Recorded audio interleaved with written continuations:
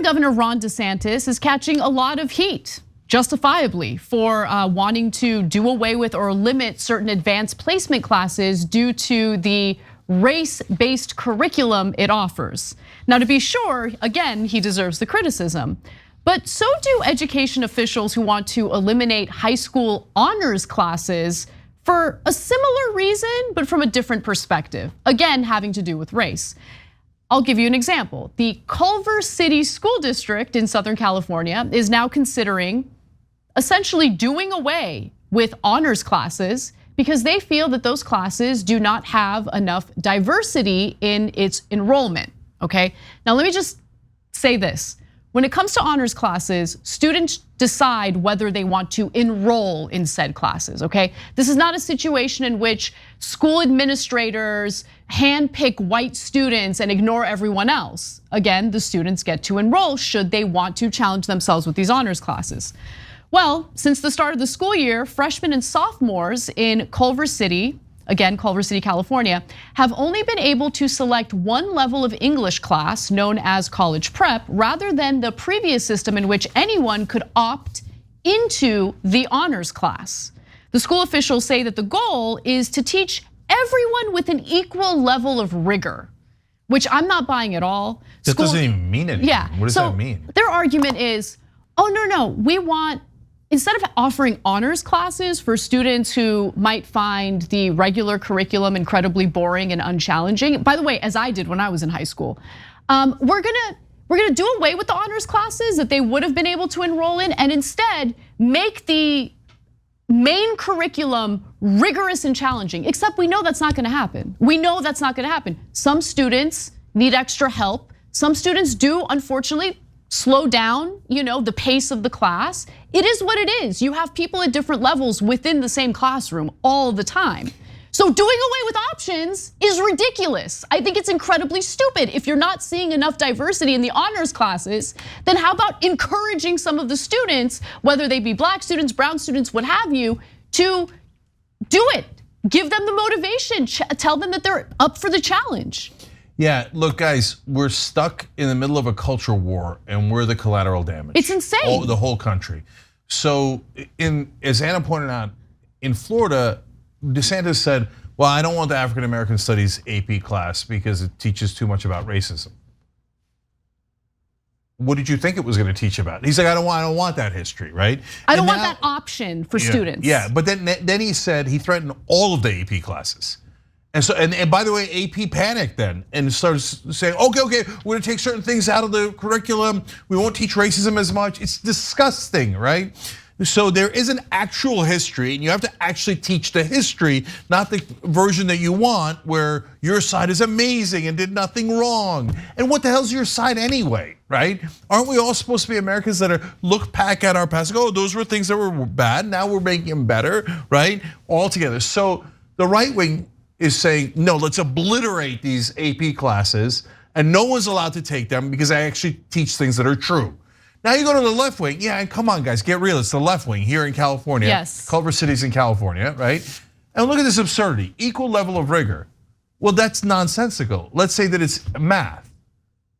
There's algebra and there's calculus. Calculus is a lot more advanced than algebra is. So how do you teach it with an equal level of rigor? I mean, some kids, when I was in public high school, in senior year, we're still taking algebra. And some kids were taking advanced AP Calc 3-4. Doesn't matter, put them all in the same classroom. How could they be in the same class? That makes no sense at all. It makes no sense. Okay, no, be honest with what you're doing. You're saying, I wanna eliminate AP classes, so because I wanna protect the feelings of some people. That's actually 100% correct, and it's even noted in the reporting here. So again, I wanna emphasize, students get to decide whether or not they enroll in the honors classes. There's nothing stopping a student of color from enrolling in the class, okay? But here's what they say, okay? So in Santa Monica, California, for instance, the high school English teacher said last year that they had a moral imperative to eliminate honors English classes that they viewed as perpetuating inequality. Absurd. The teachers studied the issue for a year and a half, a district representative said. They say this is not a social experiment. This is according to a board member, John Keene. This is a sound pedagogical approach to education. Just because you use the word pedagogical doesn't make it sound, okay? So here's what the school district is saying in Culver City. So school districts doing away with honors classes argue students who don't take those classes from a young age start to see themselves in a different tier and come to think they aren't capable of enrolling in advanced placement classes that help with college admissions. Well, they can't enroll if you took them all away. So I guess you solved the problem by nuking them. So some students don't have the self-esteem, in their words, right, to enroll in these AP classes, these honors classes. And so the only thing to do is to eliminate the classes altogether so the students who want to be challenged with a more rigorous curriculum don't have that option. How is that smart? How is that a good method in improving education? Let me give you more. So Culver City English teachers presented data at a board meeting last year showing Latino students make up 13% of those in 12th grade advanced placement English, compared with 37% of the student body. Asian students were 34% of AP classes, compared with 10% of students. So Asian students are overrepresented. And then with Black students, they represented 14% of AP English versus 15% of the student body. So really what they're focusing here on is the lack of representation among Latino students in these honors classes. So how about the educators and the administrators encourage these students to enroll in the classes? What is the issue here? Yeah, so look, good news, for the first time ever, it's a racial issue and not about blacks and whites. Blacks are almost perfectly represented, and if you do the math on the remaining portion, it appears whites are pretty well represented. So bad news, now they're pitting Latinos versus Asians. And by the way, if you're on the left, how does that help? How does that help? I'll tell you what happens if you take away AP classes. For every Asian parent will be furious, okay? And who will they be furious at? Well, you'll tell them it's because Latino students didn't have enough representation in these schools, so we took them away from all of the students.